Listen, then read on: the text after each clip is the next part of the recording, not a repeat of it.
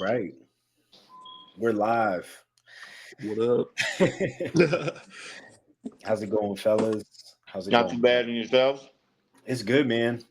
Shoot. It's quiet up here in Maine. Yeah. It's hot though. It's been hot. Like for For Maine, real? yeah, we've had like 95 and like 100% humidity for like 3 weeks. Man, it's like the devil down here in Bama, bro. It is Yeah. hot. Oh, so you're down in Alabama. Yeah. Oh, that's It's so crazy. hot. That's what's up. So, I mean, it's definitely appropriate for us to introduce all of ourselves. Yeah. Talk about where we currently live, right? Because that's cool. Remember Yeah. the first time I met you? I'm like, where the fuck did you come from? Yeah. Yeah. I'm like, Maine. What the fuck? So Yeah. All right. Let's hey Doug, you can go first because you're the highest ranking. You're the man. So Well, I appreciate it. It's very humbling, always coming from fellow competitors. But for those of you guys who don't know me, I'm Dougie Flex, IFBB Pro. I just came off of the Atlanta Pro, where I placed top 5 in my 3rd professional show. And I won my master's class division, which is pretty cool. I got into bodybuilding about 9 years ago. I've always, was familiar with the sport and things like that. I started bodybuilding, man, and shoot, 9 years later, I'm an IFBB pro, and it's been an amazing journey. I'm also an Action Sledge sponsored athlete. For those of you guys who aren't familiar with Action Sledge, really big supplement company. And it's in my hometown, Pittsburgh, Pennsylvania, which is where I'm from. For those of you guys that don't know. And, I'm just excited to be on this panel with you guys, on a podcast, just, shooting the shit, talking about what we talk about, giving people different perspectives and understandings of the sport of bodybuilding. I've been, like I said, competing for 9 years, and it's fun. But it's a very stressful thing, and a lot of us make it look easy to a lot of other people. You know what I mean? yeah. So it's cool to be on a panel with you guys, and watching you just turned pro recently. Congratulations. Thank you. Thank you. Most people don't know how difficult it is to obtain a pro card, no matter what age, because there's no age limit in bodybuilding. Like I heard him asking, you about like, competing as a masters. Yeah. Nah. Don't even think about it. Yeah. Open. It's all You know open what I'm for me, saying? Yeah, because that's what I learned from this last show. You know what I'm saying? Like, Bo, he took second at the Atlanta. He's 47. I think Kareth is 42. That's crazy. I didn't know Yeah. Bo was that old. Yeah, you know what I'm saying? It's and he looks good. You know Yeah, what I'm yeah. saying? And as long as you're not breaking your body down and destroying yourself, you know what I'm saying? You can have longevity in the sport. I For sure. mean, and that's the one thing that I learned too, being in once you cross over from amateur to pro, you get to these pro shows and you see the muscle density that these Mm-hmm. guys have. You Mm-hmm. know what I'm saying? When I was backstage at the Olympia, I was like, that was when I was like, oh, this shit is next level. You know what Yeah, I'm saying? Like, for sure. you can get away with certain things at different levels, but there, bruh, it was a sight to see in person. You Yeah. know Doug, what I'm how saying? old are you, man? I'm 40. 40, okay. Yep, I just turned 40. And I did my first bodybuilding competition when I was 31. That's Man, crazy. I'm 31 now. That's crazy. Did my Yeah. first Crazy. bodybuilding competition at 31, and I've only done 11 shows. That's wild, man. Dude, I could count mine up, but it's less than 11. Yeah, Yeah. me too. Yeah, Me too. I've done very Yeah. few. It's like Yeah. eight or 9 for me or something I like think that. I'm probably like that too, Michael. Yeah. Yeah. Yep. Um, Done yeah, 11 shows. that's one thing I'm excited about. Like I'm really excited to see these guys like backstage next year and see like and really get an idea because I've been to a couple pro shows, but I've never stood next to like the hunters and like and seeing what those guys look like in person. I'm Yeah, sure it'll be like, it's a damn, different like, level. am I in the right place? Hey, Yeah, listen, I bro. think we always feel like that though. For But sure. you want to know one thing? What's cool? Being able to, like, get to meet a lot of the guys And especially like me getting to meet Sean and be able to have good context and dialogue with them is everybody takes their lumps. True. You know what I'm saying? And when when you cross over to become a pro, you go right back down to the bottom. Oh yeah. You know what I'm saying? You were elite as an amateur, you know what I'm saying? And then when you become a pro, you go right back to the bottom, you know what I'm saying? And you got to Yeah. earn everything.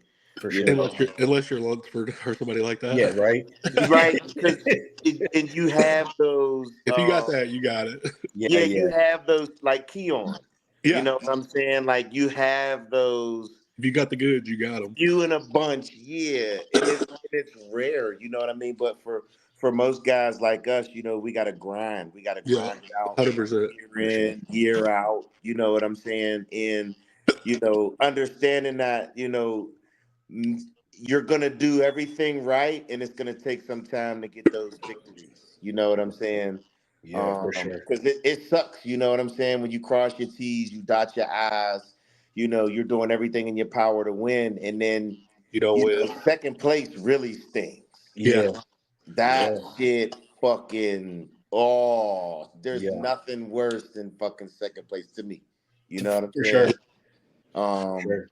but that's the cool part about bodybuilding. That's what I love about it. You know what I mean? It's when you win, it's very rewarding, but when you Mhm. lose, it's still rewarding in the sense of, all right, I did better. What do I need to work on? I'm going to work on that. I, I swear, like losing like that is, yeah, it sucks. We all hate to lose. Nothing worse than being in second or Yeah, standing there and you're not in first call outs. yeah, But boy, does it like motivate you the day after, right? Like you are ready to like you're chomping yep. at the bit that night. Yeah. Yeah. You're You know ready what to I get mean? back. Like, You're ready to get back into build mode. You know yeah, what I'm for saying? sure. Yeah. For sure. All right, Trey. We met in what, 19 or 18. Was it 18? 2019? Yeah, Yeah, yeah. 2019. Yeah. So In Pittsburgh. yeah, Oh, that's what's yeah, up. in Pittsburgh in North Americans. Yep. Yeah. That's Dude, what's up. So I was so little then, man. I was like 220 something pounds, I think. bro, I was even lighter. I think I was barely over two. I was barely a heavyweight at that point. And Doug, some of you might not know about me. I'm like 6'1" or 6'2". Oh So shit. I'm pretty tall. Yeah, you're tall Yeah. for a So yeah. bodybuilder. Yeah, So tell the people about yourself, Trey. okay, well, I'm Trey. I'm a NPC super heavyweight bodybuilder. I'm from a small town in Alabama called Albertville. I'm probably like, I guess, an hour from Huntsville or an hour from Birmingham, either way. So, I can go, eat in the city if I need to. But we're like in a small southern town, really. Uh, but yeah, that's really. I work at a little rehab hospital here. It's about 35 minutes from my house. It's in another small town, but I'm an occupational therapy assistant there. So I'm working mainly with like elderly people, helping like rehabilitate them to get them where they need to be. They come in with like our hospital's basically. I guess it's the main focus is hip fractures and strokes. So that's our specialty. And Yeah. so basically, those people come in, with strokes or hip fractures or other things, whatever it may be, and we just kind of help rehabilitate them and get them back to their prior level of function. Oh, So That's what's up. basically, that's me. I have a wife and stepkids. I'm a tall bodybuilder that's lost yeah, 6'1". lost That's about every show I've ever done. but you So guys look the freakiest when you max out. When you Bro. guys put it on that muscle on yeah, the spring. Trey yeah, is Trey is pro ready. Like Yeah, I've yeah, been saying this for years now. yeah. yeah. My last prep was pretty bad. Like I got COVID and rhabdo like 8 weeks out. Fuck. So I was in the ER 8 weeks out and was staying just to get fluid and all this. And then after the 8 week mark, thankfully I was pretty early. Like I was already lean at Hmm. like 8 weeks out. So I went no carb. I couldn't work out or train for a whole month. So for Wow. four weeks, I'm just sitting on the couch and like I'm so dizzy, I'm so weak, like I couldn't do anything. It was like the worst sickness I ever had. Yeah. And so I went zero carb for 4 weeks. I didn't train. I didn't do cardio. And then by the 4 week out mark, I felt good enough to start training. And then I trained for the last 4 weeks And I was definitely spilled on stage, but I think my body was stressed too. But Yeah. I'm like most people, I'm hard headed. So if I like say I'm gonna do something, I'm gonna do it. And so I just went through with it. Smarter choice would have probably been to like back out and done, a later show or whatever, like nationals. But Now, well, was that in prep for a national show, or was that to requalify? that was in prep for the amateur O. Okay, that was amateur O. Yeah, I didn't even need to qualify, and then I'm not even doing one this year. I don't think I haven't. If I do anything, it'll be nationals, but I think I'm going to do USA's next year. Yep. But I wouldn't even have to requalify. I don't think this year because I got top fives. Oh, right. At there. So, but if I do wait till next year, I think I'm going to have to requalify. That's what's up. So, but I hate doing USA's is coming up now, ain't it? Yeah. Yeah. It's like what, a week and a half out or a week, something like that. What is USA's over in Cali this year, right? I guess so. I don't know. Cali. Yeah. I thought it was Vegas. Oh, maybe it is Vegas. I was thinking Vegas too. I don't know. Yeah. I plan on that's the one I plan on doing next year. So I basically got a whole year up until it. Mm-hmm. So it looks like there'll be some good guys at USA's this year. You think so? I've seen a few. Like I saw the supers, and I wasn't like crazy impressed. I don't think. Yeah. I mean, I know like Beatty, he's doing it, and he's always like a top 5 guy at least in supers. Dominic Cardone has one guy that I forget his name. I feel bad. I forget his name, but he looks good too, and I believe he a white dude. Yeah. I know who you're talking about. He does look good. Yeah, but I didn't know he was doing USA's. I thought he was doing like a one after, like North Americans maybe. For some reason, I thought USA's, but it might be North American. Yeah, I don't know, but yeah, he'll look good. Dom's a good coach. Yeah, he is. I like Dom. Right. Shit. I guess I'll introduce myself. Mike Von Rotes. I live in Maine. I just recently became an IFBB pro at Universe. I coach full time. I work at Portland Nutrition Corner part time. I got a girlfriend and a stepson, and yeah, we bought a house up here last year, so I'm not going out of state anytime soon. And just kind of built my life at this point revolving around bodybuilding and the business of bodybuilding, and that's what we've been doing. It's been fun. My girlfriend's a national level competitor too. I personally think she'll go pro this year. I think she should have gone pro last year, but I think this is her year. Yeah, for sure. Shit. So, Mike, how old are you? I know you're at least 35. Oh yeah, just turned 35 this year. Okay. Yeah. That's what I was thinking. Okay. Yeah, I did say I wasn't never gonna do a Masters pro qualifier till I was at least 40. Yeah. And then don't waste your time, man. I mean, I did it because Bill told me to do it. Yep. But after getting there and talking to a lot of the guys, it's like you can do it, but if you're there really to, you want to get to the Olympia and stuff like that, you can be open. You know what I'm saying? Once you're not placing top 5 at opens, you're doing second, third call outs, then you can start doing the Masters. You know what I'm saying? But I never thought I would do like my pro qualifier would be in Masters until I was 40. But somebody told me like it doesn't really matter how you get it; it matters what you do with it after. Yeah. So that's kind of the mindset. I won mine. When I won my pro card, I won the Masters and then I won the Open. Yeah.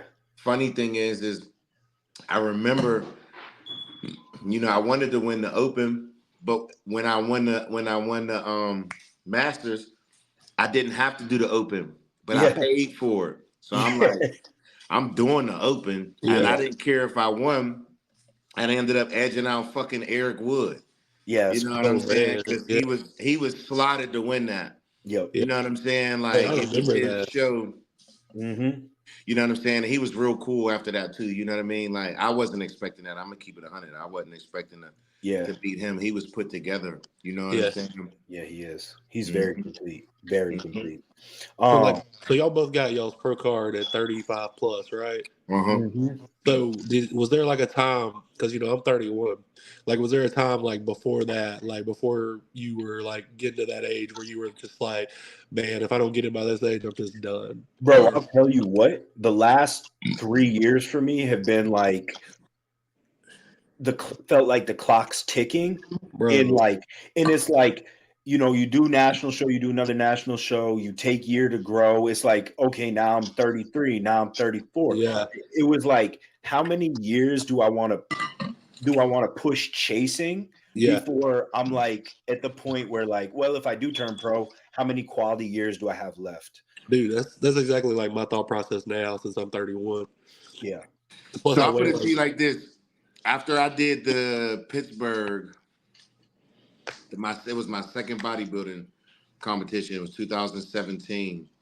I was 33. Uh-huh. And I remember I was Dr. Victor Prisk. He's a pro and he's a head judge. He judges shows sometimes. He's always at the Olympia. He's a doctor here in Pittsburgh. He overheard me talking about how I was feeling the same way you guys. I'm like, man, I'm kind of old. Like, what could I really do with this bodybuilding thing? And he was the one that had me real intrigued and kept me interested because he said, "Old." He said, "How old are you?" I said, "I'm 33." He was like, "You ain't old." He said, most bodybuilders don't reach their muscular peaks until they're in their late to early 40s. Yeah. Depending on how your body is, you can take it all the way up into your late 40s. Sean Roden was 47 when he won his first Olympia. Yeah. You know what I mean? So I mean, Phil was winning his like in his late 40s. I feel like the last. So you got to look at it like this, which is why, like I said, like for me, I'm fortunate enough that I came in bodybuilding at a great time. Like as far as understanding how to approach it, you know what I mean? Because I also think that too, before people pursue bodybuilding as something as like they want to do like as a profession and become a pro, you should compete at least 2 times natural before you even think about wanting to explore that other side, because you gotta, in my opinion, I wouldn't be doing this if I didn't like it. I'm gonna just put it to you like that. Yeah. And I've been doing it long enough to where I know people who do it and they don't like it. They hate it. It's a drag. You know what I'm saying? And it's not to make it seem like the process is easy, but I'm a firm believer that you gotta like doing it. Now I get you wanna, you wanna try to get your pro card at a certain time, but I think that becoming the bodybuilder, you eventually you create the physique. You know what I mean? Because you love the process. Yeah. You know what I'm saying? And you said you're how old? 30 what? 31. Yeah, you're still young. Man, David Henry did his first bodybuilding competition my senior year in high school. Nay. Yeah. You know what I'm saying? So I'm like, I'm a baby in the sport of bodybuilding still. You know what I mean? I remember before I did that because I was also fortunate enough to win my pro card in my first national. I remember my coach telling me, "Don't think it's going to be easy winning your pro card as a masters, because a lot of those masters guys are guys that have been bodybuilding for 10 plus years." Yeah, that guy from Vegas, Steve Carr or whatever, he won his as a Masters. I think in North Americans and was crazy. Oh yeah. So insane. Bo, the guy just competed up against at the Atlanta, he won his as a Masters. Lewis. Yeah, Bo won his. Yeah, I know him. He's from Tennessee. Mm-hmm. You know what I mean? So it's like, and that's the one thing that I noticed too. Like when I got the opportunity to do the Olympia, is just the muscle density that I lack. Yeah. Because I don't have the time. You know what I'm saying? So it's like that's why bodybuilding is just one of those sports where you just gotta just keep going and just keep progressing, and then eventually, if you're making those necessary changes and improvements, you'll be undeniable. Yeah. You know what I mean? I feel like with social media these days too, we highlight the 20-year-olds that turn pro.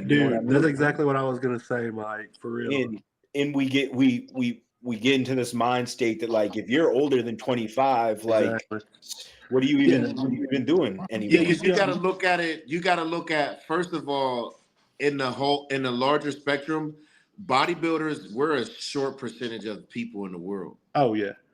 So those guys, like I said, like the exceptions to the rules, because there's always going to be exceptions to the rules. We got them in every sport. You know what I'm saying? Them, and in our sports, they're them hyper responders. You see them motherfuckers, you be like, God damn, you just like fucking Nick Walker. Nick Walker, Keon, Samson, Straight up.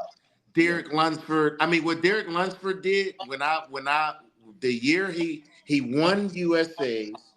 Then he went to Tampa, won the Tampa, then went to the Olympia and placed top 5. I'm like, that's unfucking believable. Yeah. That doesn't happen. Yeah. No. But a lot of younger kids see that and they think that, oh, I can do that. And it's like, no. Yeah. So I listened to a podcast today, and I can't remember what podcast it was. Maybe it was like one of Milos's, and I think he had done I think Derek has only done a total of like 5 shows, including like USA's winning the Olympia and then winning the Open. I'm like, that's just fucking genetic phenom right there. And that's why I say it's like it's calculated, right? Like me, I've only done 11 shows, and fortunately, one of them was the Olympia, and I got an IFBB victory out of that. But that's rare. You know what I'm saying? Like it's far few and in between. Exactly. You know what I'm saying? So when you see Keon Pearson in person and you see the muscle bellies, you know what I'm saying? You're just like, oh, you're just one of them genetic ass fucking freaks. Yeah, Dougie, it's so funny you say that because like I was down in Tampa training with Nate Spear because he's one of my good buddies. Yeah, Derek was there and just shooting the shit with him for 5 minutes, but like he's like the thing is like you think he's bigger in person. Don't get me wrong, he's fucking big. But I mean, like, just like you were saying, the muscle bellies on this fucking dude were wild. Like, it looked like he had a fucking turtle shell on his back. He won the Olympia at 233, 236 pounds. Yeah, it doesn't even have to get any bigger, man. Just stay right there. Don't even move it. He's got it's all about muscle bellies. It's not about how much you.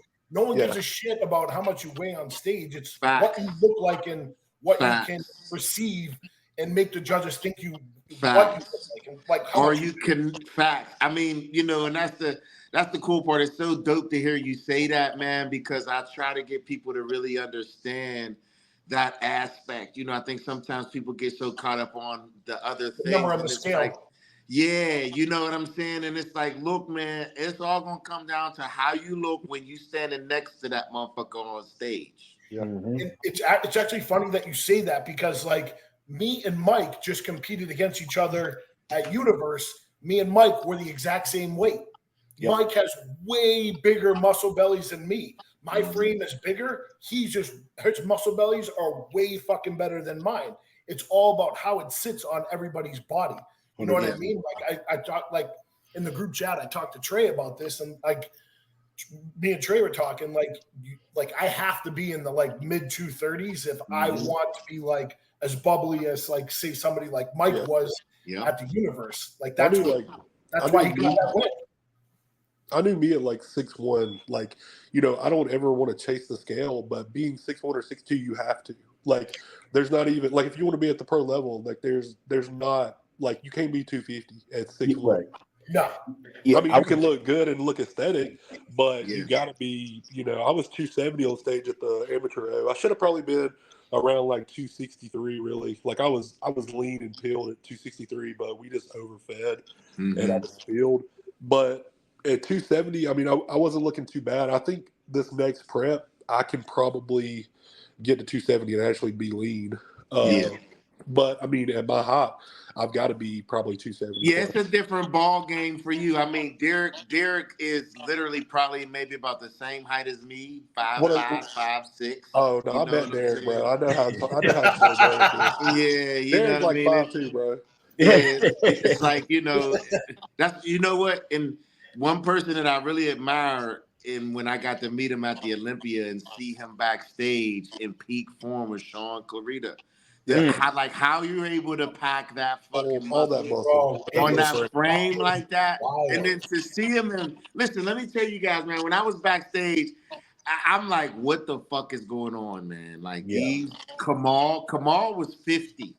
Yeah, He was 50 years old, man, and he was fucking peeled to the bone. It's fucking nuts because you see like guys like Sean, and it's like if you give him like 4 to 5 more inches, that dude's the open fucking Ronnie Coleman. You know what I mean? Like his muscle bellies are just like it's insane, man. It's nuts, man. I think that's one of the reasons. I think that's one of the reasons like I don't want to bodybuild for long because at my height, dude, like being 300 like plus in the off season is miserable. It's not easy. And it's not. There's no like happy medium either, you know. Like in the off season, I'm either force feeding so hard that it's miserable like every day. Like you don't even feel like doing anything. And then like if I'm not force feeding, then like we're in prep, and I'm not one of these guys that get hungry in prep. I just get tired. So I don't know how y'all are, but some people get like hungry and they want to eat everything. I don't get hungry at all. I just get really tired. It's more lethargic. Yeah, and that's the hardest part in prep, and what me and my coach have been trying to do our best to learn is learning how to manage fatigue during a prep. Yeah, you know like what I'm saying? Lower volume and training and getting better. Yeah, man, because that's why I say for me, you know, when you do a prep, most people don't realize the amount of stress you put the body under. You know what I mean? And if I'm going to do multiple shows, I need to get multiple checks for an Olympia qualification.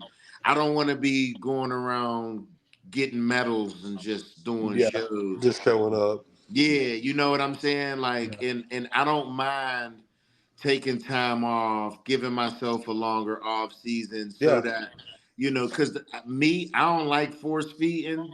And whenever I come off a show like I just did now, I don't try to get 5-6 meals in a day. I let my digestive system get a break. Mm-hmm. You know what I'm saying? From the amount of food. Yeah, man, because that digestion, man, when we fuck up our digestion, that's it. You know, if the digestion's fucked up, everything's gonna be fucked up. Your train's gonna be fucked up. Mike, what about you with food? Do you feel like you force feed in the off season? Because I mean, I feel like you stay pretty lean just from what I've seen. I've tried to stay the last 2 seasons. I've stayed definitely the leanest I've been. And my calories don't get crazy high, right? Like they get about between 5,000 and 6,000. But it's not like I mean that's every day, right? That's every day. Yeah, that's pretty. I mean that's pretty high. I probably eat.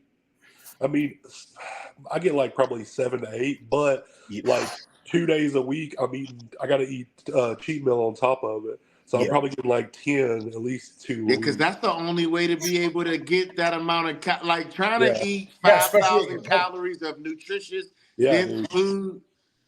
Man, and I see these people on Instagram, dude, and I can call somebody out right now, and they're like, "Oh, we all can, dude." They're like, "We all can," but calories a day. I'm like, we dude, unfortunately live in a society where we gotta let people live. You know what I'm saying? Like, because you're right. I mean, because you know, in my off season, like you have to have a few cheat meals to be able to get the calories necessary in every day to facilitate that growth. Yeah.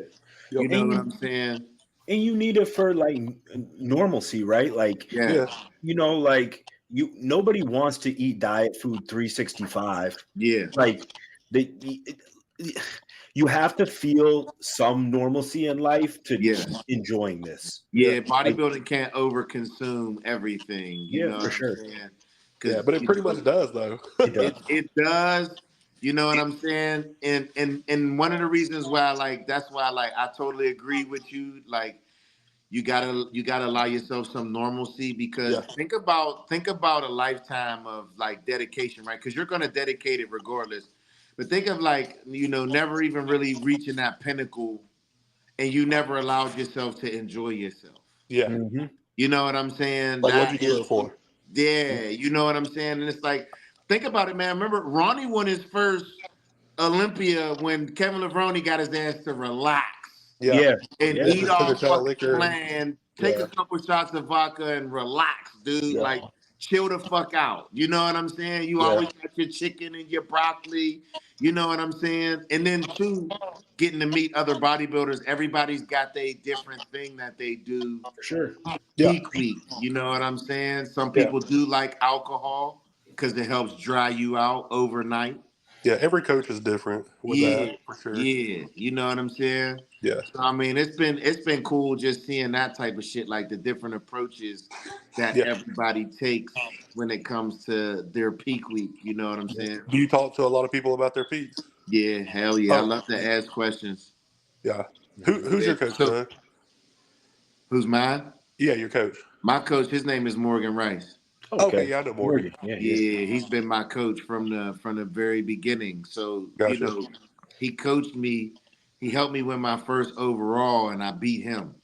Oh, wow. Oh, shit. So you know you can trust him, He was the super heavy, and I was the light heavy. Like, true story. So that was my third bodybuilding competition, and my first two I did with no coach because I didn't know people had coaches, right? Like, I'm new to the sport. I remember my first show being backstage. I didn't know nobody, so I was just back there by myself. Yeah. I didn't have nothing to pump up with, you know, and I only did the novice. So all the guys were like, you ain't do the open. I'm like, I didn't know I could do the open. You know what I'm saying? I'll tell you, backstage at NPC shows are a lot different than freaking backstage at national shows. Yeah. God. Most of the time. So it's like, so I did my first two, and then my third one I was going to do with no coach. Because I had another coach, but I had some miscommunication with him, and I didn't really like it. You know what I'm saying? So my boy Huddy was like, man, I know somebody that can help you. And I'm like, I don't know. I don't really trust people. You know what I'm saying? Yeah. And I've heard horror stories about how some coaches who compete sabotage shows, you know what I mean, for trophies and shit like that. So I reached out to him, and I went to go see him. And he posed for me, right? He had his friends with him and shit. And I'm like, damn, that's thick as hell. He's fucking chiseled. He was probably about like 230, 235 because he was a super heavy. And then he had me pose for him. And he said, I got some good news and I got some bad news. So I'm like, well, what's the bad news? He said, the bad news is we're competing in the same show. So I'm like, fuck. He said, but the good news is you're probably going to beat me. And I'm like, nah, ain't no way I'm going to beat you. And he started talking to me in bodybuilding terms about my genetics and basically where I was at right at that point in my prep, because I think I had about 5 weeks left. Yeah. And this is another crazy part, too. I remember after I posed for him, he said, I'm going to send you your meals. He said, I don't want you to train or do no cardio until Wednesday. And I'm like, what? I'm like, why? You know what I'm saying? I'm too close to the show to be taking a break. And he was like, your legs are inflamed. You need a break. I had no idea what the fuck that even meant. I'm like, what do you mean my legs are inflamed? So when I posed for him, he recorded me. He sent me my food. It was way more food than I was eating prior to him because I didn't know that I could eat more food. I'm just winging the shit. And I remember telling him, like, bro, I'm going to get fat if I eat this food. And he was like, you're not. He said, you got to keep it 100 with me on the food, Doug, or I can't help you. Yeah. So I'm like, well, fuck it. I already paid him. I got to see it through. Like, I'm real anal. When I start something, I got to finish it, and I got to see it through. You know what I'm saying? Yep. Man, bro, I remember one day after training, he was like, after you're done training, I want you to go to a gas station. I want you to get a steak hoagie, whatever you want on it, and a cookie. Oh man, that's crazy. I'm like, what the I don't know if I mentally could do that. Right? Yeah. Man, listen, he said an hour after that, I want you to pose for me. About 30 minutes after that, I'm driving. I see veins popping out everywhere in my fucking body. I'm like, oh, this shit is crazy. Like, what the fuck is going on to my body? So he really just taught me how. He really showed me that he knew what he was doing. Yeah. Mm-hmm. He won the super heavy. I won the light heavy. I won the overall.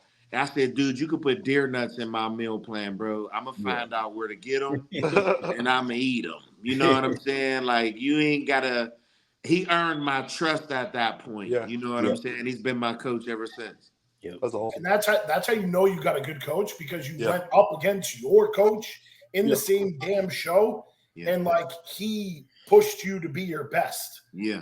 Like most most, like you and I both know, like half the coaches out there wouldn't even do that. Would try to sabotage the plan. Yeah, they try to make sabotage sure that they would win, and like my athlete's not going to beat me. Bullshit. You know what I mean? Yeah. But like a true coach that recognizes talent, like will realize, like, hey, like this guy's got talent. Like let's see what he's got. You know what I mean? Yeah. Instead of being the selfish person in that aspect. Yeah. Hey, Brandon, tell the people a little bit about yourself, because we kind of all did some intros. All right, so like background wise, I actually I came from swimming, dude. So like transitioning to like bodybuilding and everything like that, like kind of came naturally to me. So like I swam competitively for 13, 14 years and then coached 18 years. I started really getting into competitive bodybuilding when I was, dude, I'm 39 years old. I'll be 40 next month. Dougie, I'm right there with you, man. Yeah, we the same. Yeah, we the same right age. with We you, 80s babies. Yeah. So, I mean, like, I started off in like men's physique in the OCB. I've known Mike forever. You know what I mean? Like through like just a natural circuit of like us coaching people and then competing and everything like that. But I didn't really, like I said, I didn't really start to get like serious about bodybuilding probably until like 4 or 5 years ago. Like I was involved in it for the last like 6 or 7, but like I did men's physique. I started off that way. I started off in the OCB, the WWF, and you know, competed that way. I did like 11 or 12 shows naturally. I won, I think, 9 out of those like 11 shows and like competed at the Yorton Cup. And then I was just like, you know what, for shits and giggles, like I'm going to throw myself in naturally to, you know, the Cutler Classic in Boston. And I ended up finishing in the Open. I ended up finishing top 5. And I'm like, okay, maybe I have something going here. You know what I mean? So I've only been on like, I think like Trey saw the picture. I don't know if you saw it, Doug, and Mike's seen it, but like I've only been on, you know, friggin' PDs for 3 years, and I put on almost 50 pounds. Yeah, that's crazy. So I mean, see, you did it the same way I did. Like you, so late bloomer, baby. What most people don't really understand, and the way it was explained to me too, was I remember when I first got into bodybuilding, my pops used to always keep it 100 with me. He never let me be naive in the sport. Yeah. You know, so I knew that if I wanted to take bodybuilding serious at some point, I was going to have to cross over and start using gear. And ironically, at the time, I didn't even know it was called gear. Like, I remember my first coach, when I first went to go see him, he, you know, I posed for him, and he was like, all right, so what kind of gear are you running? And I'm like, I had no clue what he was talking about. His mouth hit the floor. He was like, you're 215 natural. Yeah. And I was like, yeah, bro, I don't know nothing about nothing. That's why I'm coming to talk to you, because I want to compete seriously. And I know what it is in the for bodybuilding. And it was explained to me at the time, you built your frame naturally. What most people don't do. Most people just want to go from 0 to 100, and you can't do that. Like you got to build a frame and like max yourself out naturally as best as you can. And people don't really understand too that, like, because I always say, you know, I had a guy say to me one time, "Oh man, if I did a cycle, I'd look like you in 2 years," and I'm like, man. I'm like, bro, you know how many people try? Like, you know how many people are running gear and you don't even know they're running gear? Yeah. Man, there's guys in my gym running triple times what I'm running. And they're running like 3-4, and I'm like 3-4 grams, and like they still look like shit. And they're the reason why, man, you don't realize that they're the reason why bodybuilding gets a bad rap, because you have a lot of people doing shit that they don't know what the hell they're doing. Don't get me wrong. They don't get blood work done. Yeah. They don't, you know, I remember before I did North Americans, it was the first time I did 2 shows in a year. And I remember they canceled the Pittsburgh in 2020 because of COVID. Yeah. So I went down to Georgia to do the Georgia State to get my qualification for NAs. And I remember when I got done with that show, my coach flat out said, we're getting blood work or we're not doing the next show. Yeah. Tuttle's like I work with Chris Tuttle, and Tuttle's the exact same way. Oh, he's like, we not even. He's like, I won't even entertain another show. He's just better safe than sorry, dude. You know what I'm saying? And I respect that. I'm like, oh well, that's what you say. That's what we do. And that I'm was the not one gonna go thing. against the grain. You know what I'm saying? That was the one thing coming from my previous coach going into work. Like I wanted to quit fucking bodybuilding, dude. Dougie, he almost put me in the fucking hospital. Like I was like, my ALT, my ACH was like through the fucking roof. Like I bursted below both my blood vessels in my eyes. Like it was bad news, dude. And I just wanted nothing to do with bodybuilding at that point. And Tuttle, like my wife was working with Alexia, his wife at the time. Mm-hmm. She actually reached out to Tuttle, Chris, and like Alexia's like, I'll send you Chris's information. And then like my wife ended up talking to Chris, and then I ended up talking to him, and then he's just like, he had like a 6-month waiting list, and he's like, fuck this, dude, like let's go. I'll work with you all day. That's a good transition point to a question I had. What do you guys think makes a good coach, or makes a coach that like you jive with? Like what has made you stay with your coach? I mean, Doug, you went into it a little bit, but what do you think makes a good coach and makes a coach that you want to stay with? A coach that holds you accountable. For me, my coach is the perfect one for me, because he reminds me of my football coaches, like the other players thought were mean. I knew they weren't mean. I knew you do what the hell you supposed to do. You ain't got to worry about shit. I don't need a pat on the back. Yeah. I need you to tell me what I'm doing wrong so I can fix it. Yeah. You know what I'm saying? Like one of my favorite quotes by Sam Mills is, I want to be the first person to know how bad I'm doing and the last person to know how good I'm doing. I feel like that's a mentality a lot of us bring over from team sports. Uh-huh. Like you got football background. I played basketball, high school, prep school, college. Like I feel like that's a mentality that we bring. Like we don't like our hands held. We don't like being told good job, or it's more of a generation that it was like a kick in the ass. Like bro, I even feel like some of these kids that I'm coaching that are in their 20s, they want the satisfaction of like a pat on the ass or it's a constant. Like, look at this, man. I'm consistent 2 days in a row, and I'm like, do you want a fucking cookie? Like, oh, come on, man. Or it's like, how am I doing? It's like every week, how am I doing? It's like if you're doing what you're supposed to do, you're doing good. Yeah. Right. Like you're paying me, and then you're texting me, telling me like, look at this, I'm following the plan. Like, no shit, you should be. Yeah. Trey, you're with Blue, and you've been with Blue for a while. Yeah. What has locked you in with him? So, man, so the reason I love Blue so much, man, I think he was a godsend too, because I just got to him at a perfect time. But, I called him after USA's in 22, and, I talked to him, and, dude, like, this guy's got over 300 clients, and sat down and talked to me. I was messaging on my Instagram. I told him good job was Stu, congrats and all that. And I said, hey, I've got a question for you, because I just wanted to know some things, man. Because I know at that level, there's things that I didn't know, and I didn't think my coach knew at the time. And when you look at Blue's athletes, like on his rap sheet, I mean, you look at his Instagram, dude. He posts everybody. He don't post just his freaks. I mean, you got those guys that post the same guy that they got in the Olympia every year, and it's like, okay, congrats, dude. You should have that guy. Like, he's what about he's the other 50 guys? Exactly, that are making you, like, paying you like yearly so you can do this, But anyway, so got on a call with him, and dude, we talked for like an hour and a half. I literally paid him on the phone, and dude, everything he told me would happen happened. I mean, dude, I weighed 237 at USA's. I weighed 237, and then he told me, he said, next year we're gonna I don't even know what we're gonna do. He just said next year we will be 20 pounds up on stage. I promise you. And in my mind, I was just like blown away. I was like, no way. I was like, is this guy for real?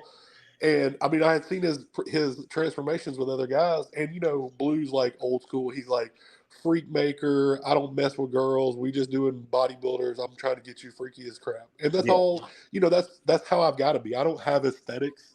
I got to be big. So I was like, he's the perfect guy for me.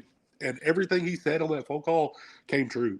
I mean, I was 237 at USA's, and the amateur O, I would have been, like I said, I told you, I should have been about 263. And I mean, that's almost 30 pounds of muscle just like that. That's crazy. That's crazy. Yeah. And that was a year. I mean, dude, it was crazy. Like our rebound, like I went from, and my wife takes all my pictures on my updates. And dude, every week I was like up 10 pounds and I was just as lean. And I told her, I was like, because I got on the scale, I was 237 and I was already at like 287 like 5 weeks later. And I looked at her and I'm like, am I getting fat? And she's like, no. She's like, you don't look any different than you did on stage, like barely. Yeah, I was like, are you serious? He's just like a big food pusher, from what I understand. He pushes, pushes the right food from what I hear. Food and some good GH, man. That's all you need. That's Ceros, Tim. That's Ceros. That was exactly the conversation. I can't afford the Ceros. I wish, but the Cero. That's I did the generics because I'm poor. Yeah. So that's basically what changed too. I mean, we bumped the GH up slightly. Dude, I've ran less gear than I ever have my whole life with Blue. Yep. And people don't believe that. People think, well, that's the key. You want to get the most out of the least, because the way our bodies are designed with everything. I always equate this to like alcohol. It's like when you first start drinking alcohol, it don't take much to get you drunk. Exactly. You continue to drink alcohol, the more you got to drink. That's how our bodies work. You know what I mean? So that's why I always tell all the young dudes, like, stop looking at other people's stuff and trying to run what they do when you're not. Run what they do. You just got to find the right cocktail different than everyone else's. It's not going to adapt the same way somebody else would. Mm-hmm. Exactly. I can get somebody my same cycle, my GH and everything, and they're still not going to look like me. Yep. 100%. 100%. So, and the food, everybody's metabolism is different too. So, but yeah, I definitely think GH is very, so honestly, I think I was a little, I think growing up, I had a little GH deficiency, because when I started taking just 4 IUs, I started blowing up pretty good. And that was just 4. And then I started, and just generics. I've never I've taken Cero before, but I had to take it like with my generics, because I would do like 3 IUs at night or something, because I can't do just Cero all the time. But I took like 4 IUs basically my whole life up until I was taking, I think, 6 at the end at USA's. And then when I got with Blue, we just bumped it to 8. Mm-hmm. After my show on my rebound, we did 8. We kept gear very mild. I mean, we bumped it all the way down in half, and then all the orals are gone. Like not taking none of those. And we rebounded for 8 weeks. And dude, I was like 50 pounds up and pretty freaking peeled. It's been the difference maker for me. I've always been very minimal with GH, just affordability wise, and just like not knowing if it was an important enough piece for me. Oh, dude, and then I think it's the most important thing in bodybuilding, really. Last year, I started running at 6 to 8 IUs daily, and that was the game changer. In my mind, it's one of the game changers for me in my physique. Yeah, and I said, I've never ran crazy gear cycles, never. And people won't believe it either. I've been under 2 grams total on almost every cycle I've ever ran. I've only ran like 2 where I've been above that. Yep. So I don't run above 2 grams.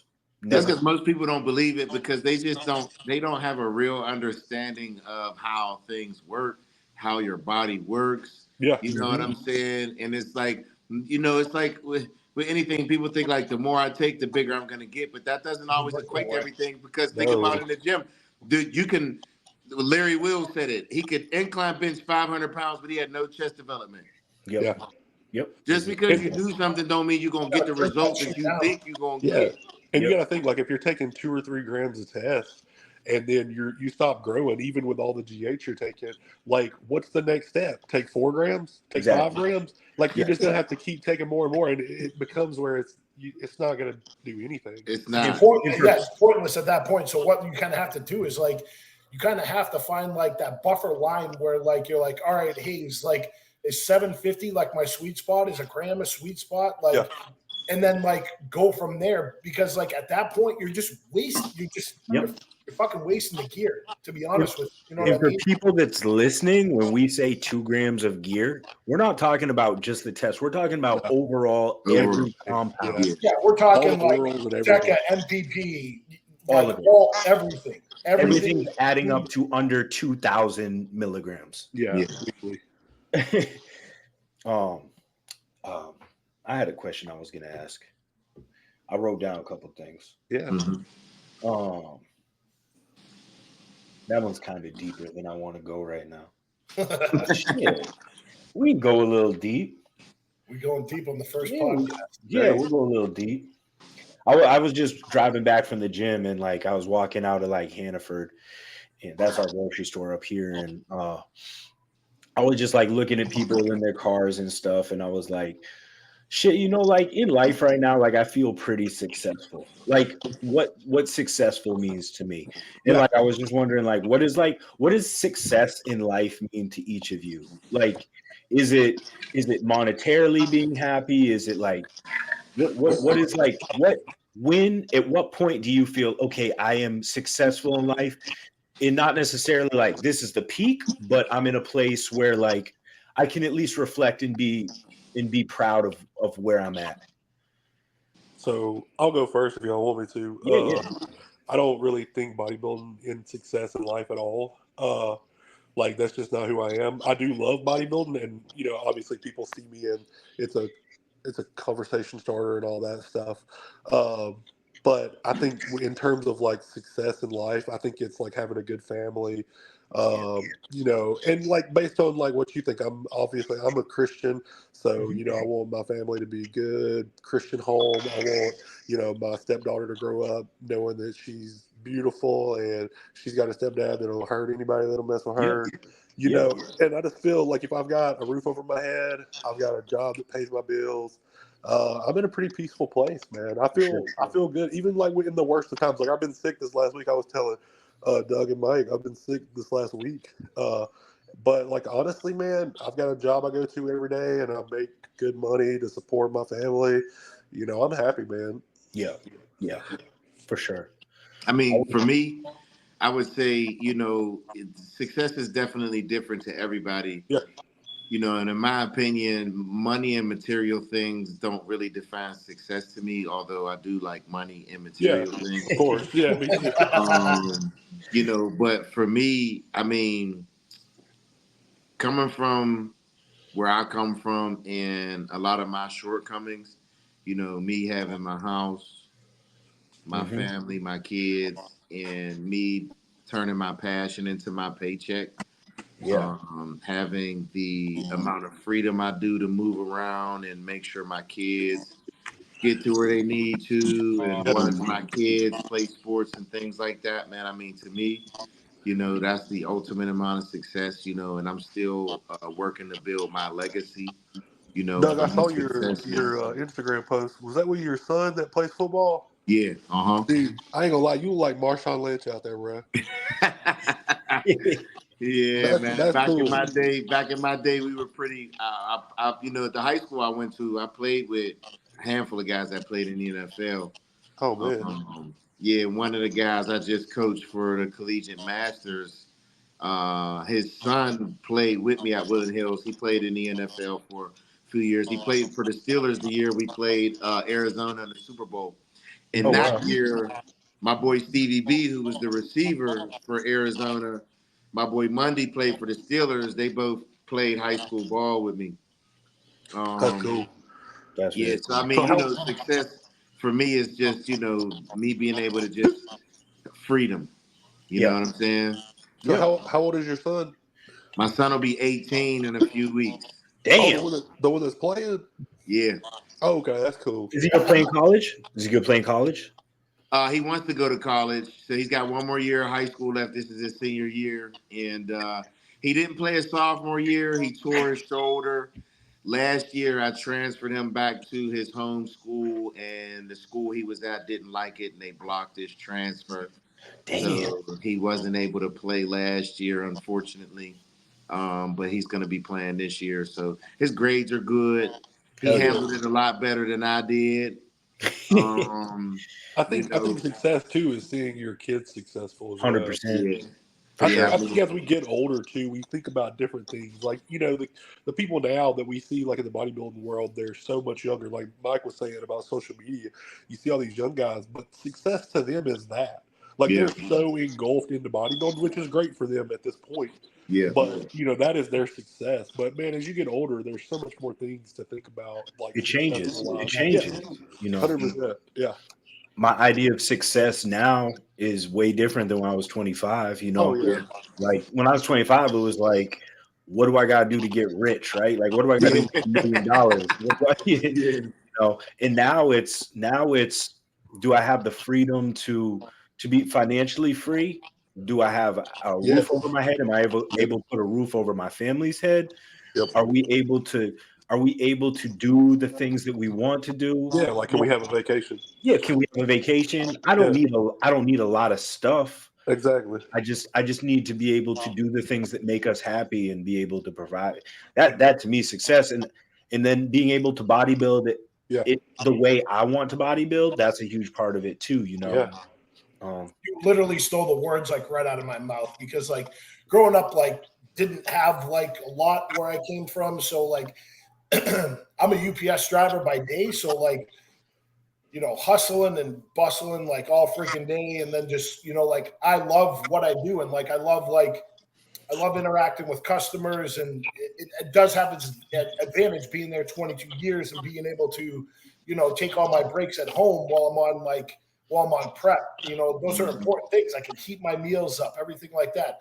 Sometimes people don't have that luxury of doing stuff like that. And, you know, I'm actually lucky to be able to do some of that stuff and like, you know, have the success that I have up until this point. You know what I mean? Whether it was with swim or bodybuilding or anything like that. But I think like you definitely need to set like measures and tables of like what like success can be, like moving like forward in life and everything like that. Because I feel like if you don't have like things lined up in front of you about like what you want and how you want to be successful, like, and continue on that path, you know, like I think you'll be stuck in a rut. But like I'm very grateful to have everything that I have right now. And like, you know, I met my wife through, you know, the gym and bodybuilding and everything like that. And, you know, she's a great stepmother to my daughter, Addison. And, you know, I got a beautiful house.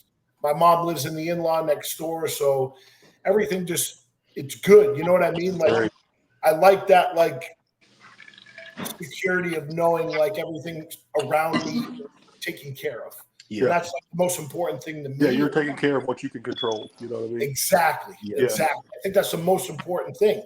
Control the elements that you can control. You know what I mean? You're not going to be able to control certain elements in your life, but the ones that you can control, try and make them the happiest that you can.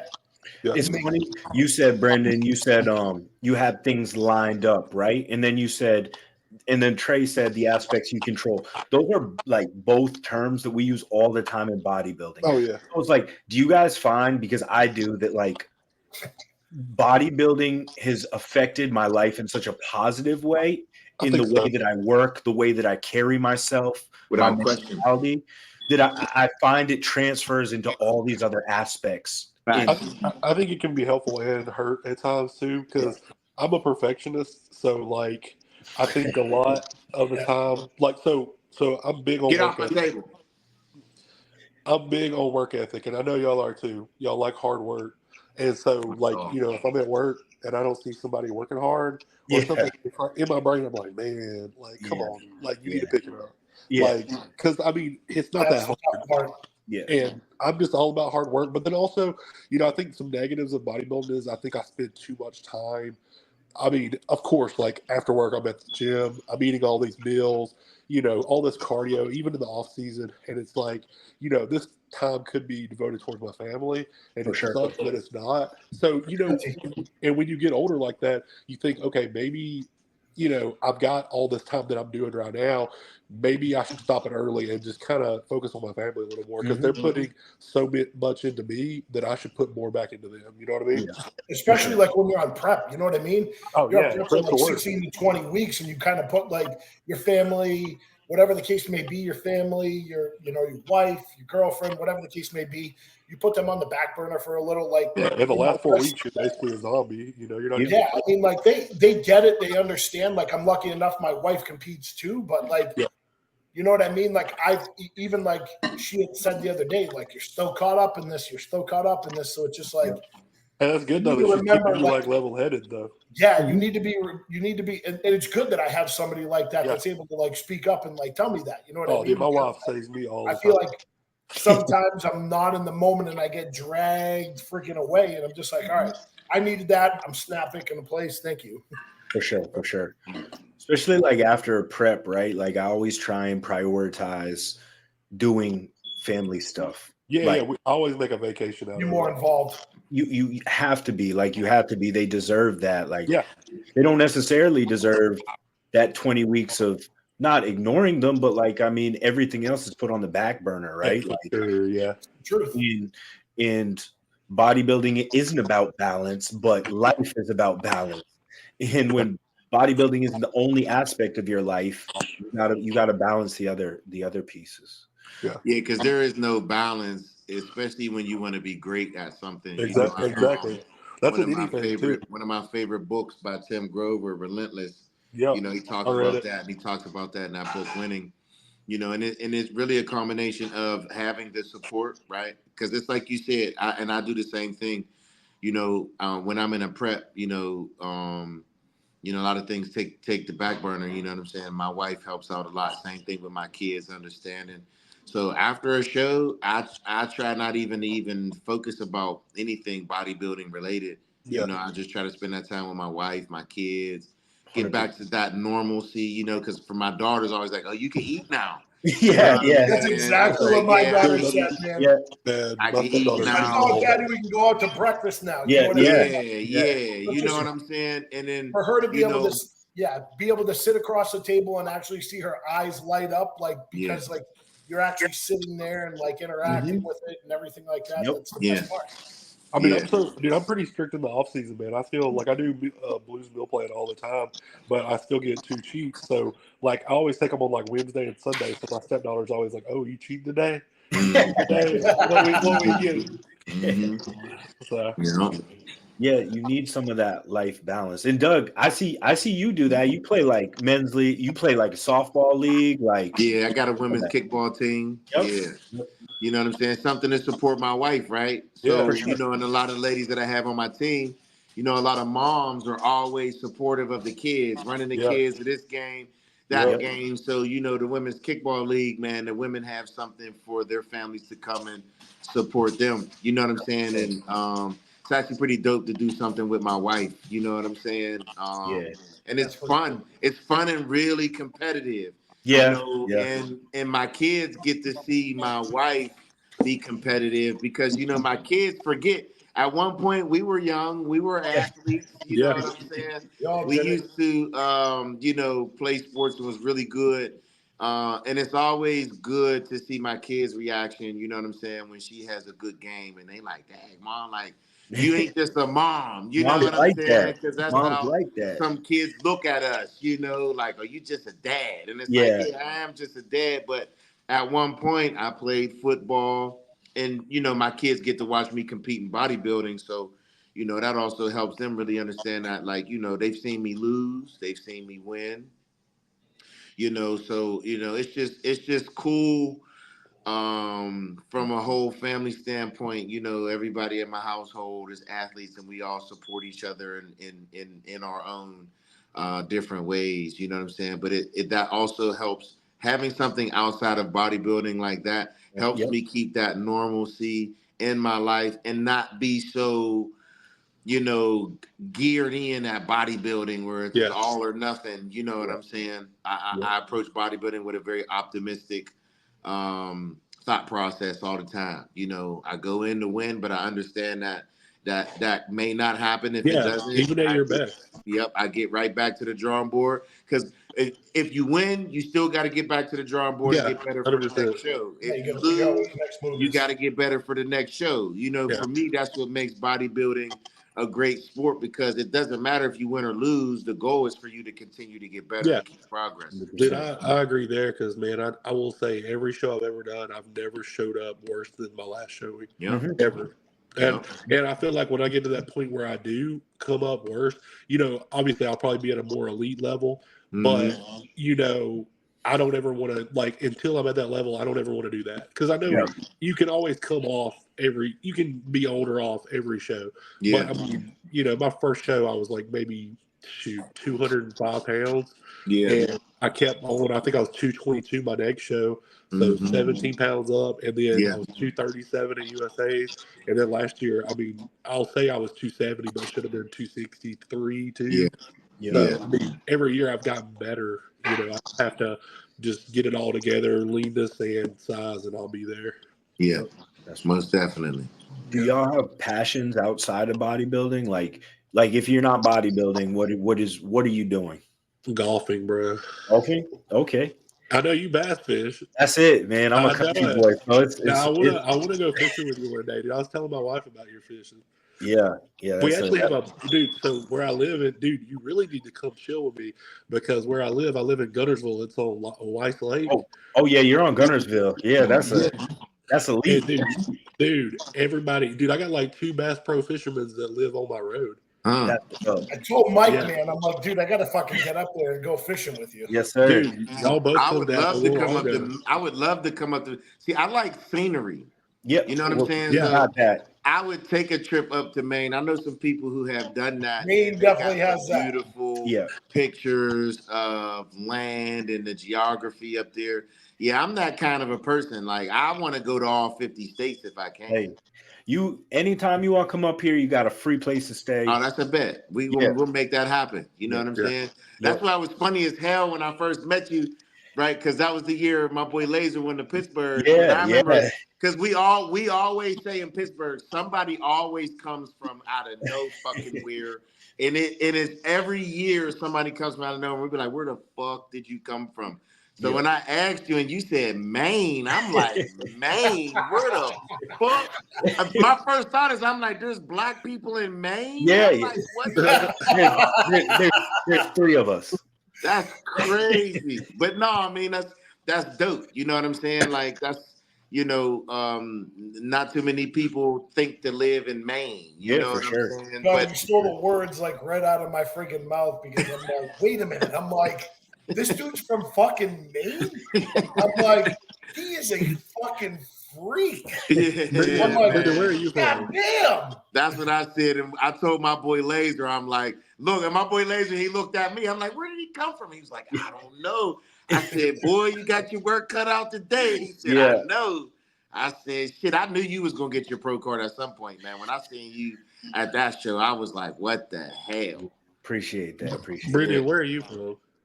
I'm from New Hampshire. So I'm just below Mike. Okay, gotcha. Yeah, I'm gonna have to come down to Bama then, because dude, Huntersville that's a legendary water system for. Bro. Is that where you're from? You're from Bama? Mm-hmm. I'm from Bama. Where are you from, Trey? I'm from Bama. You both from Bama, huh? No, I'm from Pittsburgh. Doug's from Pittsburgh. I'm from Pittsburgh. Okay. Pittsburgh, Pennsylvania. Trey's from Alabama. I'm from Bama. Doug's from Pittsburgh. Yep. Okay. Yeah. Mm-hmm. But yeah, Mike, you can come down anytime, dude. We'll go fishing. I swear. Hell yeah, yeah, for sure. I know it's hot as fuck in Alabama, dude. Let me tell you, man. I was down for the Atlanta Pro, that Georgia Heat. That shit is disrespectful, dude. It's so humid, bro. I walked out of work yesterday and got in my car. I felt like the devil was in there warming it up for me. Oh my god, man! Now I know the Heat in Alabama crazy. I don't mind it though, man. I like it hot for real. Yeah, y'all get used to it. I don't like winter, man. I can't. Oh no, it gets cold up here. I'm over it, man. I'm ready to have a second house someplace in the south. Yeah, dude, Mike, I'm talking like Texas or Florida. Yeah, that's where I want to move. I want to move to Texas. I'm waiting. Man, my son graduate. Yeah, when my son graduate, I want to move to Texas. Same thing we're talking about. Like once Quinn gets a little bit older, we're probably gonna move to Texas for at least Texas is nice, man. I was just down there last year with Marty, man. The gyms they have down there. Mm-hmm. Yeah. It's crazy, man. It really spoils you when you go to a place like that and you see like the stuff that they have and the stuff that you don't have. And you're like, man, maybe my physique could be better if I was there. I think that all the time. We went down to Dallas 2 years ago and we trained at Destination and we trained at the original MetroFlex. And it was just like the environment was like, Yeah. man, if I make my own environment wherever I go. But at the same time, like when you have pros train around you constantly, you have top level guys that's there to get the work in, and not everybody's just on their phone and doing it for social media. That's going to raise you. I mean, I don't care who you are. 100%. Like, I don't even care about pros. Like, I don't think I left the freaking the gym that freaking sore.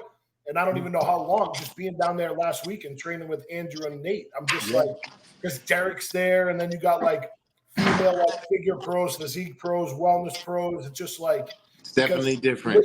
The way the MI40 works is if you're not a pro, you end up paying like $180 a month to go there. Mm-hmm. So if you're a pro, you only pay like, I think it's like $60 or $80 or something like that. So it's just like, they let me in for free last time I was down there. I was like, oh yeah, shit, same. I got hooked up. I definitely got hooked up the 3 days that we trained down there. But it's just like you were saying, like Mike, you train in your environment that you in, and you make your own environment. But the thing is like when you're surrounded with people that are superior than you fucking elevate and you step your game up even more. And I don't give a shit what anyone says. And I mean, like, obviously the equipment's a lot better at MI40 than any other gym up here. Yeah, for sure. Yeah, I don't even think it's like the pro part though, for real. Like, I mean, there's guys I went to Florida. We always go to Florida on vacation. And dude, just like in Alabama, dude, I won't lie. Like, I feel like I'm the best bodybuilder here. And there's not a lot of bodybuilding like action going on. You know, like if I'm at the gym, I'm always the biggest guy there, and I'm always usually training by myself, or I actually work out with this older guy. He's a preacher, so I train with him. But, you know, I went to Florida, and, dude, I'm talking about, like, way different than Alabama gyms. Like, here, everybody's, like, young. They're either the broccoli-headed or the girls that wear nothing.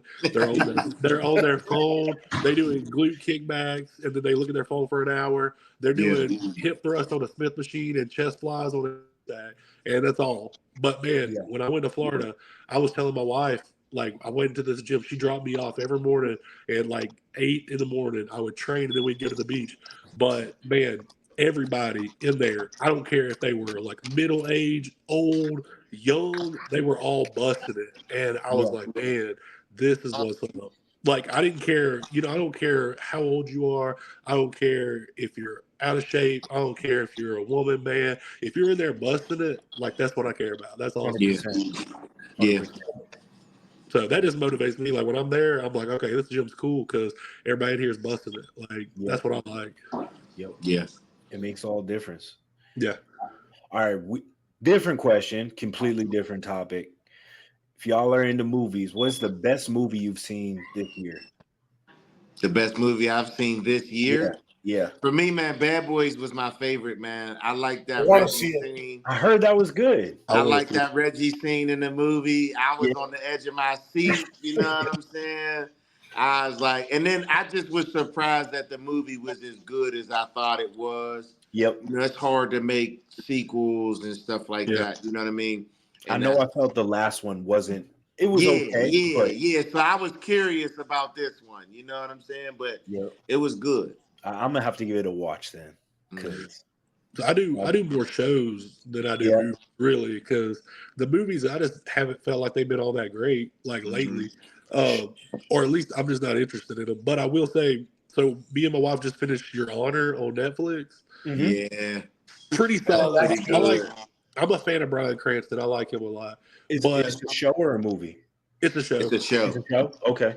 Yeah. But you know, he's the same guy that did Breaking Bad. Yeah, it's a good show. Yeah. So I like him. But there's this new movie coming out called Trapped. I don't know if y'all heard about that. You guys seen I think it comes out August 1st or 2nd or something. But me and my wife are gonna go see that. It's basically about a guy who they're in this like concert. He takes his daughter to this concert, and they find out a serial killer is like in there. And so, you know, he's like rushing to the bathroom, and you're like, oh crap, he's like trying to get his girl or whatever. And he like goes to the bathroom, and he's the killer. Oh shit. Oh, okay. So it's pretty sick. So I just want to see it. And they basically are supposed to have him trapped in the concert, and he can't get out. And so they're supposed to find him, but I don't know. Okay, that's what's up. So that's one movie I want to see. Yeah. We just watched. I don't know if you guys are into sci-fi stuff, but we just watched Dune 2. Oh yeah, I watched Second it. one. Yeah, I didn't watch that. Yeah, I watched both of them. It was How fire. was it? Dude, I felt like. Do you feel like it was like a little like drawn out though? Like, Yeah, it was a little drawn out, and I also thought like it was going to be like 2-part, but it really seems like there's going to be a third movie. yeah, I feel like they could. I feel like they could have done what they did. Like, Hopefully it's got honestly, probably do 1 and do 2 in one Two movie. sandwiches. Yeah, for sure. Yeah, and then we've been watching. As for shows, we've been watching The Bear. Oh, I've seen a little bit of that, but I ain't watched. Yeah. I love What's that that? show, but like you can only watch an episode at a time because I've never watched a show that's more stressful. Like Oh. it's not like nothing bad's really ever going Yeah. on, but like the pace of it and like Yeah, the the kitchen. restaurant, like Yeah. whoo, gotta like take a break and watch something funny after every episode. Well, Damn. dude, we with my stepdaughter, we watched If with Ryan Reynolds. Have y'all seen that? It's a animated movie, right? Yeah. Well, yeah, it's got like Steve Carell as that big old blue thing. Yes. It's like, bro, I was like so pumped about this movie. I thought it was gonna be awesome for Alex, dude. Like so freaking sad. Like 5 minutes into the movie, I look over at my daughter's just like just crying. I was like, oh my god! But it ended up being good. But man, it's sad, bro. Yeah. I thought one of the best movies that I've seen this year so far was Beekeeper. Oh, yeah. Beekeeper was good. Yeah. I like Oh, Jason dude. Statham. I He's mean, one of my like, favorite actors. every role he does, man, he just murders it. Yeah. I think Murders. I haven't For seen sure. it, but I've had a lot of people tell me to watch that. We Yeah. we watched it. We were just I think we were in Connecticut for the Grand Prix earlier this year, and that's where we watched it. And I was like hesitant at first because like, how many movies do they got where like dude's retired from whatever, Yeah. Like a and CEA you or like- disturbed his peace, and now he like all the Yeah. demons come back. And I'm like, how many movies they gonna make like this? But The Beekeeper was Yeah. it was good. Spot on. Yeah. They picked the right guy for that role. I tell you. Yeah, that for much. sure. I think they need to be making more of those like old school kind of like beat 'em up, kung fu, kick ass movies. I miss Yeah. those. I like the compilation movies when they have multiple famous actors. It like my favorites. I like the Expendables. Oh I yeah, like seeing Sylvester awesome. Stallone. for sure. I like seeing all of them guys together. Because you're all in loaded movies. up. yeah. I got old of them, man. I don't know. I'm so weird. Like I used to love like Marvel and all the superhero movies, and I hate them now. I just can't watch them, dude. I'm ready. I will watch the new Deadpool though with Wolverine. Oh yeah, I just wanna to see see that that. Deadpool. Him and the Wolverine. Me Yeah. and the wife are watching the Deadpool 2 last night, and it's just like it's Ryan still, Reynolds is so funny, man. it's still one of the funniest movies. 100%. Yeah, 100%. Yeah, I'll definitely watch that one too for sure. Yeah, I'll watch that. But all the other ones, like the serious ones, I ain't watching it. It's tough. Yeah, they're not the same after Endgame, man. Like it's just different. I feel like it has to have like you want the action, but you also want that like comedy to like draw you back into it. You know what I mean? Kind of like Deadpool, yeah. Do you guys watch The Boys? Dude, I watched it up until this last season, bro, and it was just too graphic for me, bro. Yeah. Like, did you watch it all? I so when it first came out, I watched probably the first 3 episodes. I was like, it was good and it was funny, but like I didn't quite get into it, so I never like came back. Did you see that part where they like walked in and he was in the steam room or the sauna or whatever? Nah, I don't think I saw that. Bro, when I saw that, I was done. I stopped Yeah. it. I've heard it's like an intense show, and I did hear that. I mean, I can't speak on it, but I heard season 3 wasn't as good as the rest of it. So, I don't know. I think they're just trying to get too like graphic and like I don't know, man. It's just weird. Like I don't know. For sure. I thought the first season was good, and I liked the second season for the most part. I think they were getting edgier in that second season, but this new season, man, too much. So I mean, I guess the last thing I'll ask is what's everybody's plans for the next foreseeable future as far as bodybuilding goes? Anybody can go first. Doug should probably start this one first. He just yeah, that's cool. So for me, man, I shut down my season. Like I said before, one of the feedback I got back from the judges was add more density to my back. My legs are good. They want to see better shoulder to waist ratio. So work more on my midsection, in particular my serratus and my obliques. Everything else was cool, posing, size, shape, symmetry, working on that's it. As a pro, you learn that everything is like very meticulous. You know what I'm saying? Like it's literally about building your body. Right. You know what I'm saying? Like because everybody on that pro stage is coming with it. Yep. You know what I'm saying? I really loved what you put up for a post, like talking about how just people want to keep competing. You know what I mean? And keep going. Let's keep going. Let's try and do this. Let's try and do that. I'm in the same boat as you. You recognize what needs to be done. You shut it down.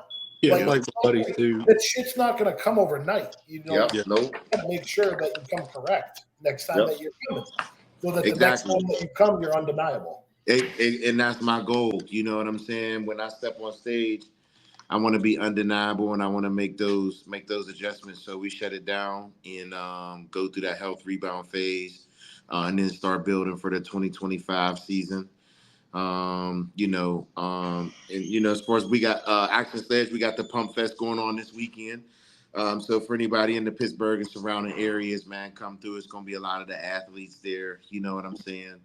And that's pretty much it for me, man. Just focusing on enhancing my connection in my back, man. For so many years, I'm a previous athlete, not really understanding how to make that connection in my back. So I lack that density that a lot of guys have in their back, and I've been getting better at it. My each show, my back density is getting better. So, now I need to really make a bigger and better statement. Have you and Morgan already talked about? What's that? Have you and Morgan already talked about like what y'all are going to do to get your back better? Yeah, most definitely. What's the tip? A lot more, honestly, a lot more rowing and just really understanding that the connection means more than anything, right? If I'm not able to retract my scapulas and squeeze and hold, then that weight's too heavy. Yes, sir. You know what I'm saying? I can do bent over rows with 405, but am I doing it with control? Am I using a lot of the momentum? You know what I'm saying? Like a lot of those things come into play when building that thick back and that density. So and you can still probably drop it down to 225 and get the same freaking activation. Exactly. That's what a lot of people don't realize. It's not all about weight, it's about how you're activating it. Are you connecting, right? When I row, am I squeezing my back? Am I starting my row with my back, right? Because that's also something that most people don't realize that they're not doing. A lot of people shrug too much when they push and pull, and a lot of people don't know how to retract with that scapula. They don't know how to start their pulling with the back, and that was something that I had to learn. And I'm thankful that I'm able to train with Morgan because he's able to break those. When I first started training with him, it was a lot of that's too heavy, that's too heavy, that's too heavy, and it was frustrating as fuck. You know what I mean? Because he's like, dude, you're strong. He said, but now you got to get to that point where we're building now. You know what I'm saying? So I had to scale back in a lot of my weights, but it's paying off because now the focus is control, time under tension, squeezing, especially when the muscle is at its when the muscle's under the most tension. That's when it's the most important. That's when we got to learn how to keep our composure.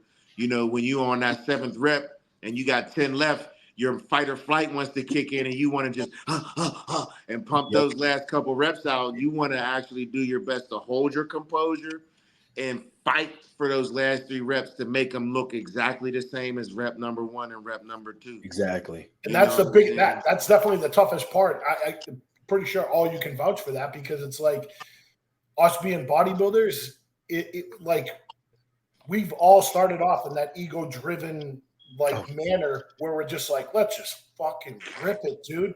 And then you rip it and you're like, why am I not growing?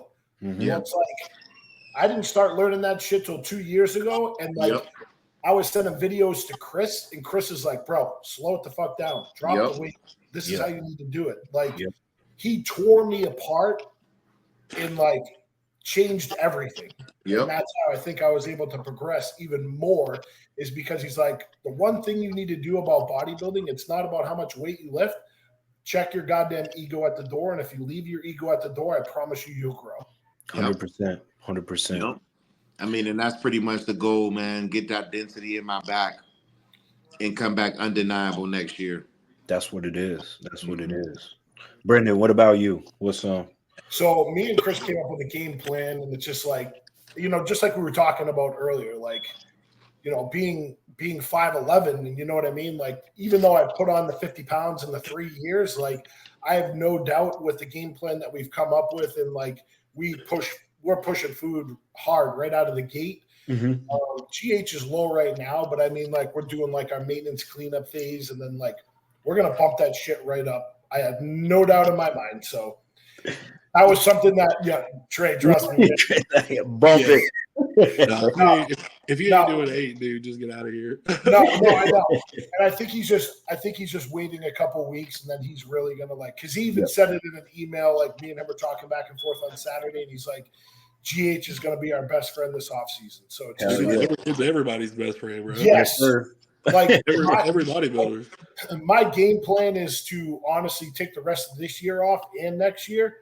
But if I happen to be in a good spot by the middle of the summer next year, I might reconsider doing something, but like, we'll reevaluate it then. But my plan as of right now is to take all this and then 2025 off and start prepping 26 of March. Hell yeah.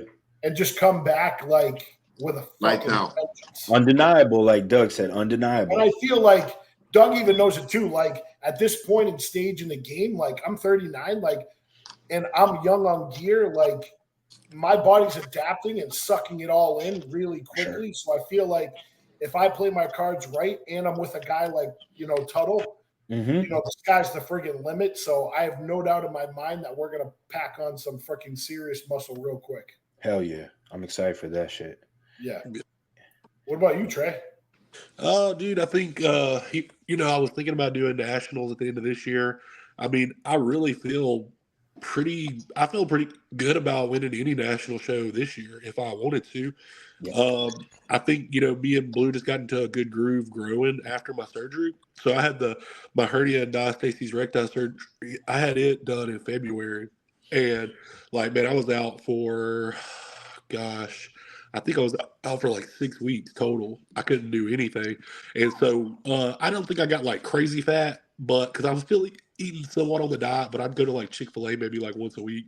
And, but I wasn't doing anything. I wasn't walking. I couldn't even walk until the 4th week. They wouldn't even let me do cardio. Yeah. So, yeah, because the diastasis recti, I don't know if y'all know what that is, but it's abdominal separation. So I had like, I don't even know. I had like this much, I don't know, like 3-4 inches in between my abs. So they went in there and they fixed my 2 hernias that I had, and then they sewed my abs on top of it, basically from my xiphoid all the way to the top of my belly button, and they sewed it all back together. So I did that. Dr. Hill did that at the Gravier Center in Alpharetta, Georgia. I would recommend everybody go to him. He's awesome. But man, I was so much pain for like 3 weeks, and so after all of it, we didn't know how my body was going to respond, because I thought, hey, maybe if we do a cycle after this surgery, get all my muscle back, I feel good, we can go do nationals and win it. And I feel like I could do that, but Blue is like, man, we're growing so well right now, and like, I was like 301 my last check-ins, and I mean, I'm pretty lean. I feel like not like crazy lean, but pretty lean. He's like, man, we're in such a good groove. Let's just keep it going and let's do USAs next year. So, I feel like that's what we'll do bodybuilding wise. Good. Hell yeah. Yeah, because I feel like if you're at that stage and then you do a cut and then you step on stage, you're going to be undeniable, especially in the supers. Jesus, like, Yeah. and One more and the time. thing is like you'll win the show and then be able to like jump right into a pro show if Yeah, you want. that's the plan. And like like I was telling them, I don't know how long I'll do this, man. Like I swear, even if I like, this Blue told me like a couple weeks ago, he could see me at the Olympia at 35 years old, and like. Yeah. I think like when I was younger, I would have went crazy over that. I'd be like, "Oh, shit, that's coolest thing ever." But like at my age now, I'm just like, "Okay, that's whatever." Like it is what it is. Hopefully, I'll be there. If not, it's all good. Yeah, if the cards fall that way, then they'll fall that way. I think Trey, I think proof it can happen. Facts. And Trey, Proof it can happen. yeah, You just gotta believe it into Because existence. let me tell you, I never thought in a million years I'd ever be able to do something like that. Yeah. That wasn't even when I started bodybuilding, that wasn't even a goal. That was like a lofty dream. Dude, that's never been a goal for me, man. You know what I'm saying? Like, if it happens, that'd be super fucking amazing. Yeah. You know what I'm I don't saying? even care if I go and get last place, Yeah. Don't care at all. You're there, man. To even Trey, I'm saying since I met you, like you got it though. Like that's the thing though. Like you have this crazy big structure, and you got like black guy bubbliness with like white guy graininess, and it's like, I mean, the physique really reminds me of like, Justin Compton or like, like one of those like white guys that just like had it all. Like, and I truly that's a big think compliment. I appreciate that. Yeah, Justin Compton's a good comparison. Yeah, even like the Dallas McCarver style. Like I truly feel once you step on a national stage next time, like it's getting over. Yeah, I think once I hit that peak, right, I think it'll be mine. Yeah, for sure, 100%. Like we were saying, like I feel like you'll be able to jump right into a pro show and be competitive right off the bat. Yeah, and really, honestly, if I do that, maybe just do another 2 or 3 years of bodybuilding, I might be done after that, for real. Yeah. What about you, Mike? So for me, it's putting on size. Really, I mean, I have picked out like a couple shows next year that I have my eyes on. It's looking like Chicago, Tampa, but I know where I need to be. I'm not going in with any expectations. Yeah. I just want a presentable physique that looks pro ready. Yeah. That's kind of just my goal for next year. And I would like to see myself 10 to 15 pounds heavier on stage in that 230, 235 range. I'd like to see the back density come up. That's the focus. A little more hamstring drop, and my arms have always just been a struggle point. So big emphasis on the arms because you can never have big enough arms. And I think you would, once we get to like a certain level where we're at right now, I feel like, bodybuilding's all about like what you want to look like. It doesn't matter like, what everybody else is looking like, or even the guys that are winning the amateur, like, or winning the Olympia, like they have their physiques, but we've got ours, Exactly. and like you want to bring what you like out of your physique to the stage. Sure. You got to bodybuild the way you want to, Exactly. Bring the physique that you want. Yeah. Yep. All right, fellas. This has been like an hour and a half. I gotta eat. I got one more meal I'm about to go eat. I think Doug's been eating the last like 5 minutes. Yeah. Yeah, I got my 6th meal waiting on me. Shit. So let's do it again next week. Maybe not same time. We'll figure it out. We'll figure it out. We're good. I'm good for Wednesdays. Okay. Wednesdays work for everybody. I think I can do Wednesdays. Hell yeah. Good.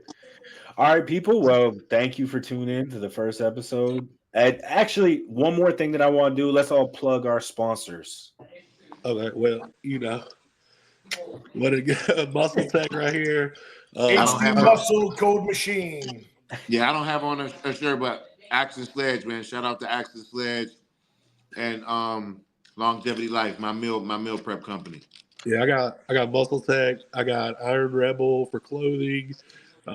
I got Buckeye Brownies for some brownies if y'all want some brownies. Really good. Might be using that code. Yeah, for sure. Code Trey for everything. Yeah, I do Amino Asylum, but everybody's probably got a code for them. But Trey on that too. All right. I Prevail Supplements, I-prevailsubs.com, code MAIN event, Maine, like the state, MAINE, event 10. Portland Nutrition Corner. If you're in Maine, stop by. And that's it. Find us all. I'll put all of our Instagrams in the description. Sweet. And all that stuff. And I don't know when this will go up. Probably Friday. That's the next like real free time I got. So I try and get it up on Friday. Sounds good. Hey, and I can't remember who. One of you guys shoot me a DM so I can make sure I'm following you on Instagram. I know you're following me, Doug. Yeah. Yeah, Doug, I think you need to follow me. Yeah, send me I'll shoot you a a message. DM because it'd be hard for me to find people's names and shit. Yeah. It's all good, man. I'll send you one. Yep. That's a bet. Perfect. All right, boys. All right, man. Yes, sir. See you Have a good fellas night, next fellas. week. Yes, sir. I'll see you guys next week.